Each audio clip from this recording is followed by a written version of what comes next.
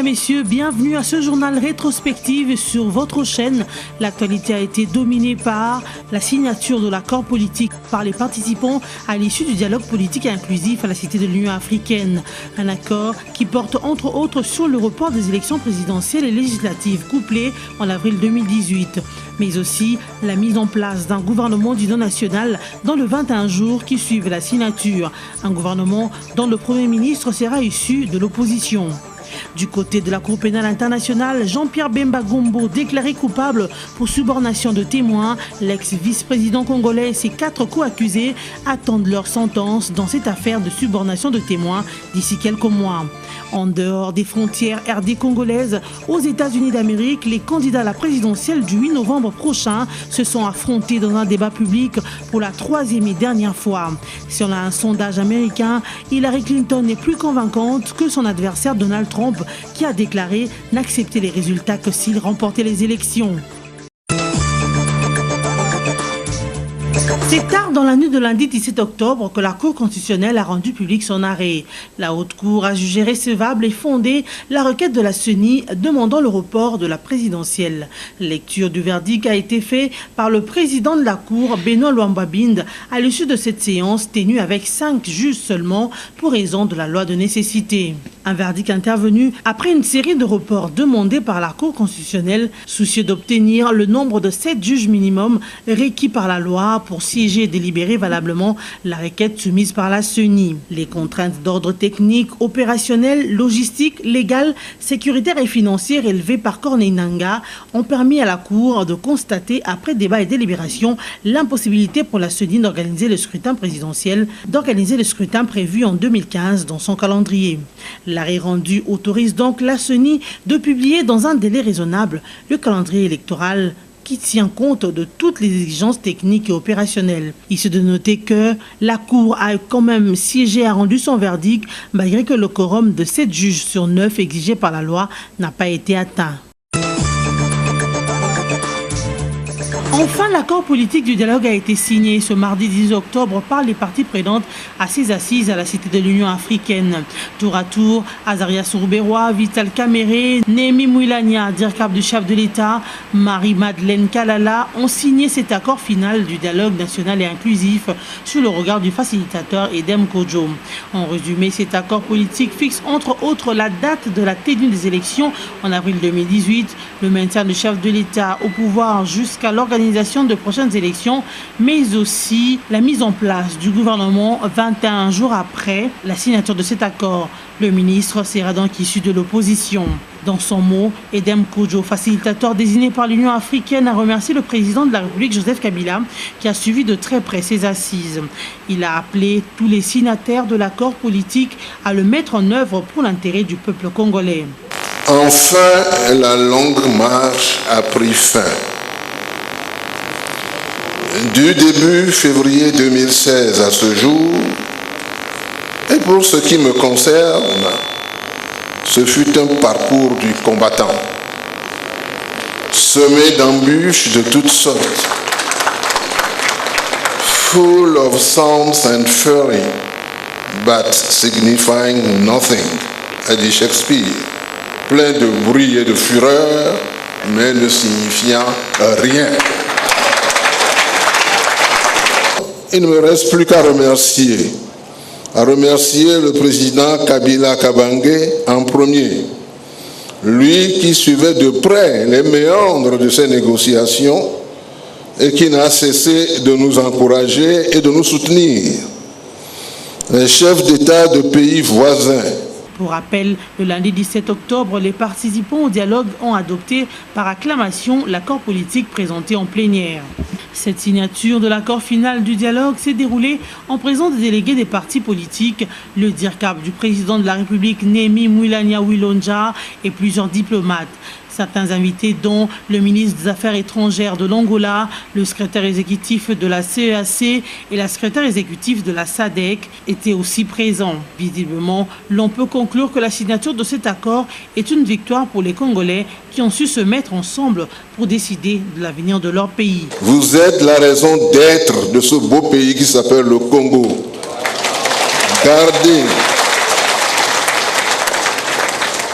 garder au front cette fierté d'avoir écrit l'histoire, d'être partie de l'histoire, d'être l'histoire. Oui, l'histoire de ce pays tourmenté depuis si longtemps, envahi de docteurs de toutes sortes, aux thérapeutiques médicales douteuses, qui se battent et se débattent au chevet du malade, à l'instar des médecins du XVIe siècle immortalisés par Molière.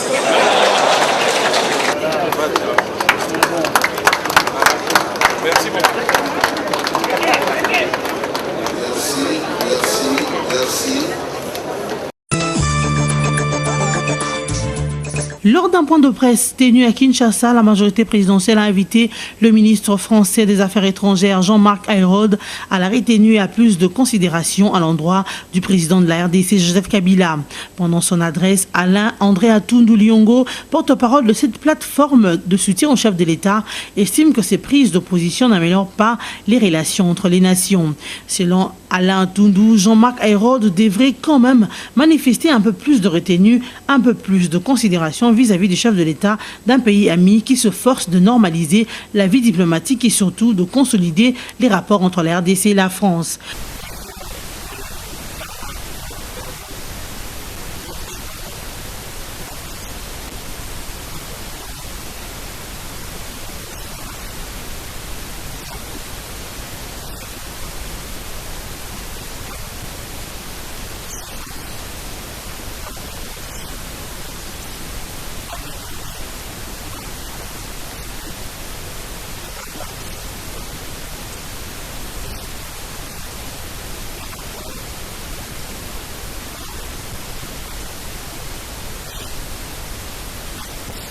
Pour rappel, mardi 18 octobre dernier, Jean-Marc Ayrault a estimé que la décision de reporter en avril 2018 l'élection présidentielle en RDC, prise sans l'aval d'une bonne partie de l'opposition, n'était pas une réponse à la crise congolaise. Pour lui, il n'y a qu'une façon de sortir de la crise, que le président Kabila dise qu'il ne se représentera pas et qu'une date soit fixée pour l'élection. En croire André Alain Atundu Liongo, les propos des Français en rapport avec le risque de violence, troubles civils et l'organisation des élections après le 19 décembre 2016 ne traduisent pas la réalité de fait. La délégation du bureau du procureur de la Cour pénale internationale a bouclé sa mission ce jeudi à Kinshasa. À l'occasion, les envoyés de Fatou Bensouda ont échangé avec l'opposition faisant partie du dialogue pour évaluer sa participation à ces assises. Sous la conduite du co-modérateur Vital Kamere, toutes les questions sur la réception des résolutions du dialogue par la population congolaise ont été passées en revue. Les délégués de l'opposition ont accueilli favorablement cette mission qui a double vocation, à savoir celle de mettre en garde les acteurs étatiques et non étatique contre la répétition de violences du 19 et 20 septembre dernier et celui de s'assurer du bon déroulement des procédures judiciaires enclenchées. Amadiba, chef de la section de la coopération internationale au sein du bureau de la procureure de la CPI, a tenu à clarifier leur mission RDC. Il s'agit de la continuation de la déclaration de Fatou Bensouda, procureur de la CPI, déclaration faite à la suite des événements qui se sont déroulés à Kinshasa le 19 et le 20 septembre où des personnes ont été tuées et des dégâts matériels énormes enregistrés. Jean-Pierre Bemba et ses 4 co-accusés coupables de subornation de témoins.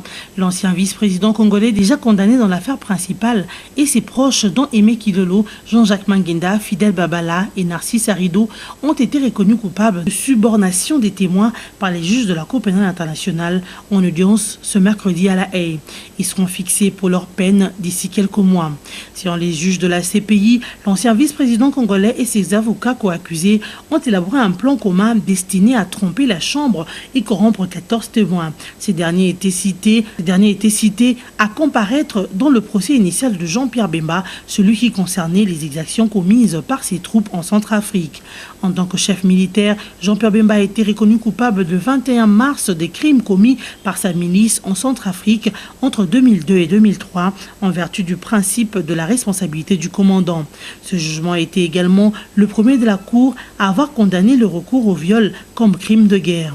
L'ancien chef rebelle du nord de la République démocratique du Congo est détenu à la prison de La Haye depuis 2008. Il purge sa peine de 18 ans pour crime contre l'humanité et crime de guerre. La situation sécuritaire demeure tendue dans la cité de Kenankuma, chef-lieu de Kabea-Kamwanga, dans le Kasaï central. Après 3 jours d'affrontements entre des personnes identifiées à la milice du chef Kamwina Sampou et les militaires basés dans cette cité, plusieurs dommages ont été enregistrés. Ces miliciens, pourchassés par les FARDC, ont quitté Kananga après avoir sémé la terreur dans cette partie de la province. Passons par Kabea-Kamwanga où ils ont pillé certains fonctionnaires de l'État, des bâtiments administratifs, mais aussi incendié le bureau de l'antenne de la CENI. Les troupes de Kamwina Sampou se dirigent vers le lac Mukamba. Ces affrontements ont fait 17 morts, dont 5 à Kabea-Kamwanga et 12 au lac Mukamba, dans le camp des assaillants. Et 24 autres miliciens récupérés par les FARDC, dont une douzaine à Kabea-Kamwanga et une autre au lac Mukamba. Un renfort des militaires est dépêché sur le lieu pour appuyer les unités sur place. Les forces armées de la RDC multiplient donc les efforts pour mettre fin à ces affrontements et appréhender les auteurs de ces troubles.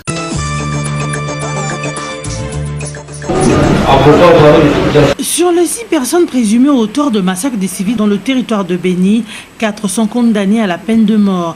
Un arrêt de la Cour militaire opérationnelle du Nord Kivu qui jugeait en audience foraine ces 6 présumés devant de nombreux habitants. Selon la radio onusienne, parmi les 4 condamnés figurent 2 imams, Hamza Bagouma Kasereka et Djibril Mouingo Mukanda, poursuivis pour participation à un mouvement insurrectionnel.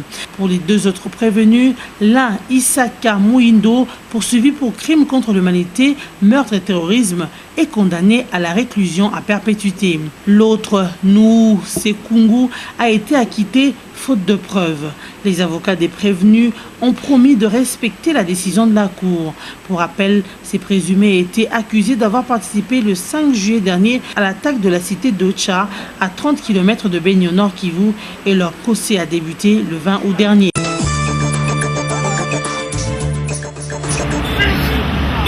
Ce mercredi 19 octobre 2016, la ville de Kinshasa s'est réveillée dans un calme inhabituel. Les bruits de véhicules, des motos, des vendeurs ambulants se sont à peine fait entendre jusqu'aux environs de midi.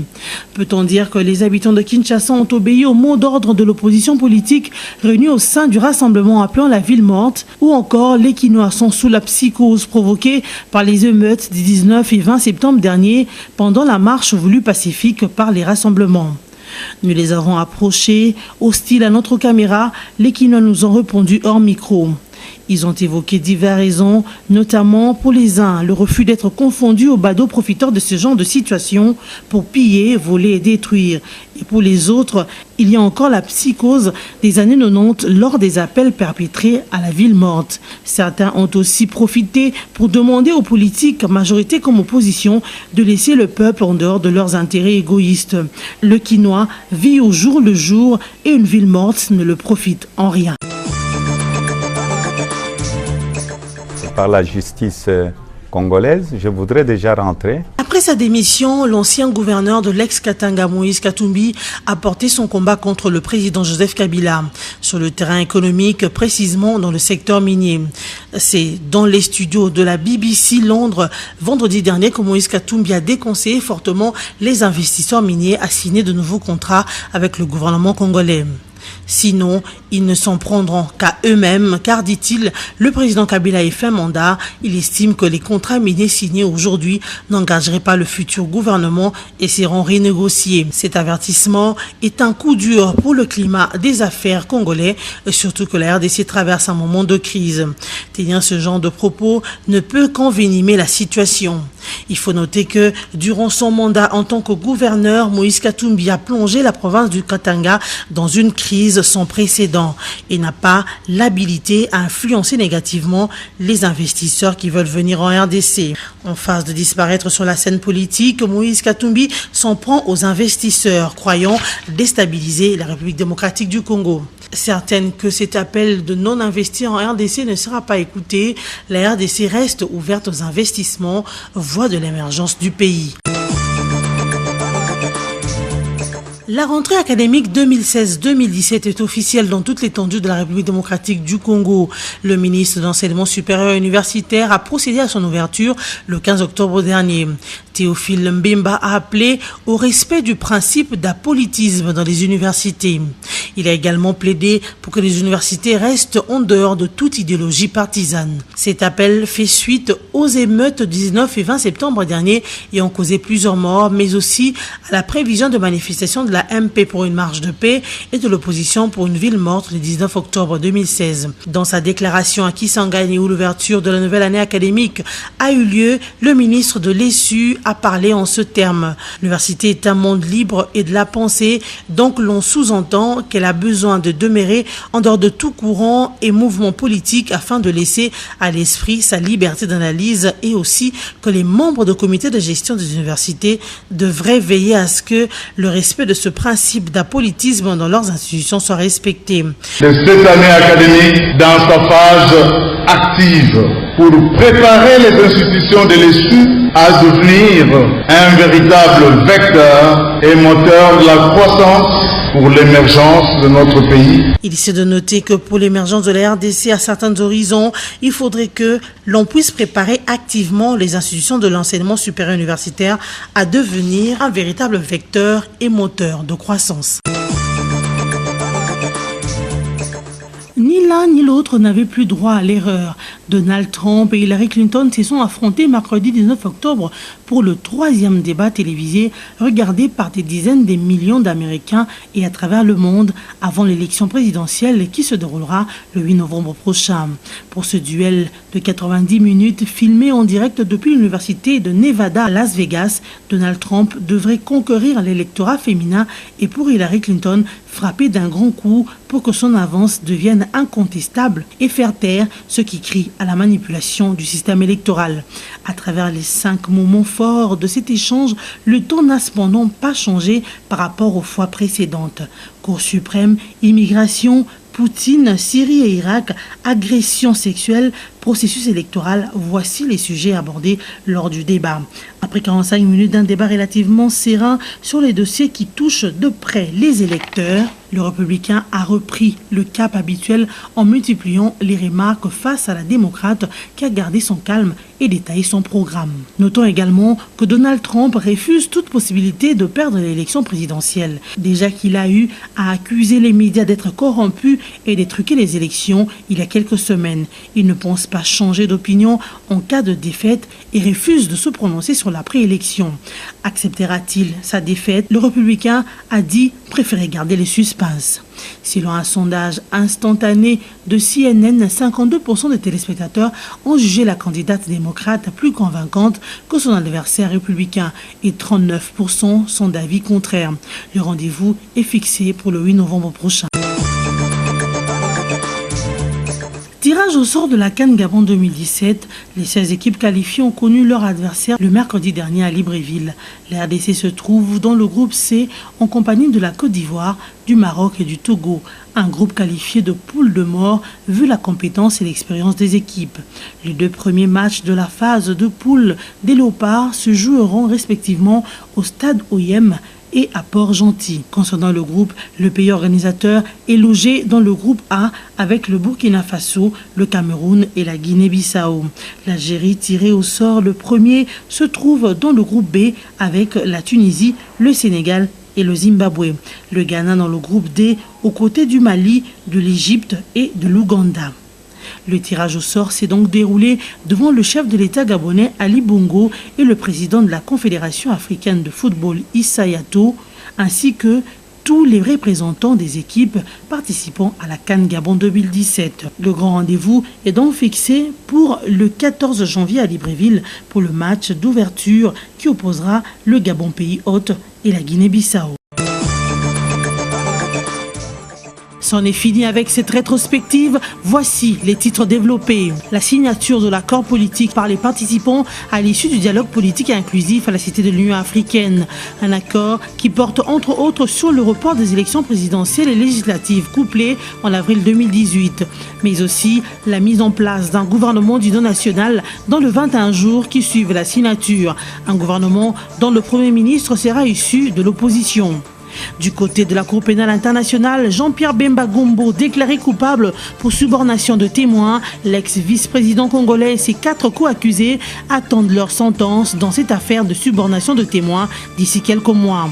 En dehors des frontières RD congolaises, aux États-Unis d'Amérique, les candidats à la présidentielle du 8 novembre prochain se sont affrontés dans un débat public pour la 3e et dernière fois. Selon un sondage américain, Hillary Clinton est plus convaincante que son adversaire Donald Trump, qui a déclaré n'accepter les résultats que s'il remportait les élections. Merci de continuer à faire confiance à BSC TV. Bon week-end chez vous.